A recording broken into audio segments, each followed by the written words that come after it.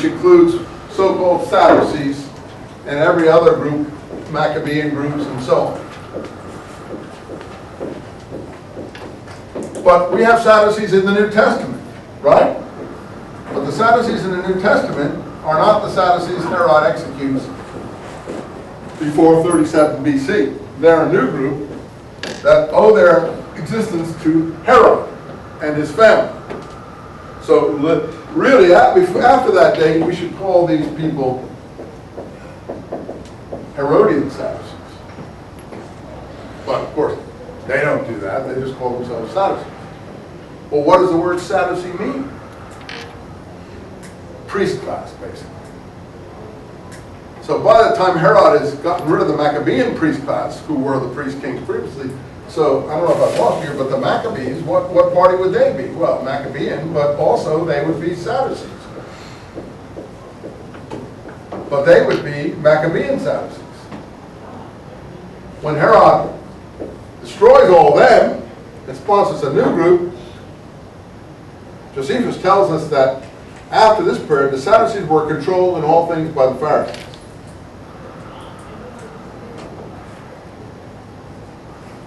And that makes sense. These are the new priests, the high priests, plural, that you get pictured in the Gospels. They are high priests, plural. Why? Because there's no one high priest clan. There are different high priest clans vying for appointment by Herodian rulers and Roman governors to be the high priest for that period of time, year, 2 years, 5 years, 10 years, whatever they can get themselves. But before that time, there was one high priest, the Maccabean high priest. This was a lifetime function. So you wouldn't have high priests, you would have high priest. It's only in this period you have high priests, and they would be Sadducees, but they would not be the same Sadducees as here. Where does Sadducee come from? Well, we think it comes from the word in Hebrew, Zadok. So translated into Greek, that becomes Seduk.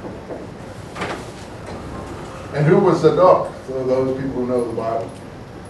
It was Melchizedek. Who? Well, that's a connected term in terms of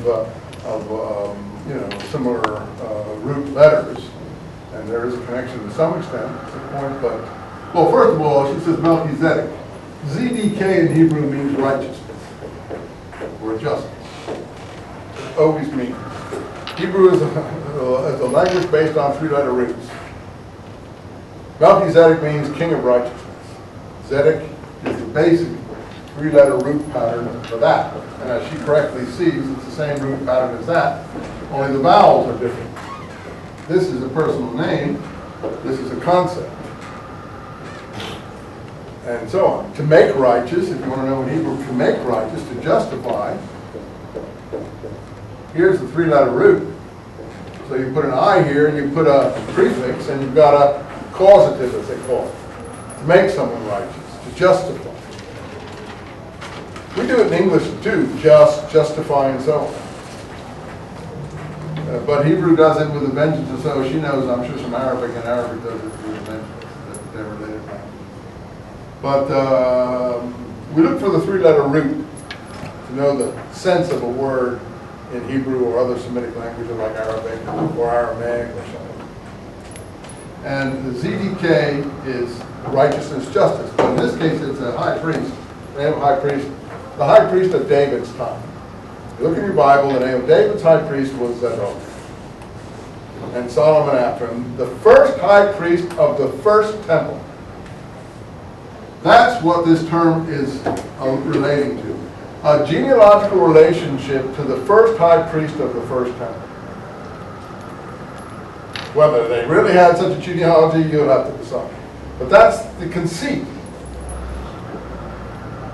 That they're making a genealogical claim as legitimate high priests over a 1,000-year period. Whether they are or not, I don't know. So that's all that means. So you can have two different groups. One, a revolutionary Sadducee. In fact, to my mind, the Dead Sea Scrolls are what I would call messianic Sadducees. Now, these are all new terms once we get the new literature. Because the Dead Sea Scrolls are making Sadducee claims, but they're not like Herodian Sadducees. The Dead Sea Scrolls say, we're led by sons of Zadok. sons of Zadok. Well, sons of Zadok is a Zadokite, as we call it, to distinguish it from Sadducee. Is really, but it's really the same thing as Sadducee. That's just using the Hebrew. Is a Zadokite claim. We're sons of Zadok.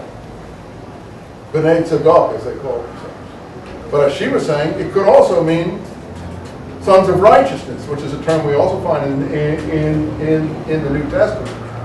And they like wordplay like that.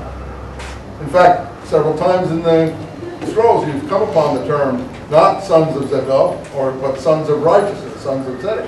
And that's just dropping out one letter. You know, Hebrew is like shorthand. It doesn't have vowels like Arabic. The vowels are put in later by copyists of the 9th century. You've got to look at that thing and figure out what it means. And the copyists used to put points beneath here to tell you, that is 10 centuries later, how to pronounce this. In Arabic, they put them up here. They put the vowels and things up there. It's just consonants with an occasional vowel thrown in, which is taken as a consonant. So this would be Zedek. And actually, in the actual writing, you'll have that letter, which will mean Zadok. But that can also mean another word, Zadik. Because we don't know when a letter is doubled. They don't show you a double letter. It comes out in Greek as double. But in Hebrew, they don't show you the doubling. You have to know that orally. So, for instance, that means righteous one, the Tzaddik, the righteous one. James was called the Tzaddik, James the just, James the righteous one, James the Tzaddik. So how does Zaddik differ from Zadok in the writing? It would be the same. In Hebrew, the writing, because there wouldn't be any A and there wouldn't be any double D, and all you'd find here is an I, but in this one and this one are in Hebrew written as the same letter. So you wouldn't be able to tell the difference of Zadok from Zaddik in the original manuscript. And in the scrolls, you can't tell the difference. I know that just confused you. But the point is that it's a very confusing language unless you know it. But it also gives itself to a lot of wordplay. So the Dead Sea Scrolls may not be really talking about genealogical descent from the Zadok of David's son. It may be talking about righteous priests. As she said, like the letter of the Hebrews first talks about a priesthood after the order of Melchizedek. But it clearly is trying to talk about righteous priests, not necessarily people descended from the pagan king Melchizedek. They're picking up the idea of righteousness. Zedek, so it's the Melchizedek priesthood is a parallel one to this one. They're both playing around with the Hebrew roots for righteousness. Do you follow me? So there's a lot of wordplay. But anyway, these resistance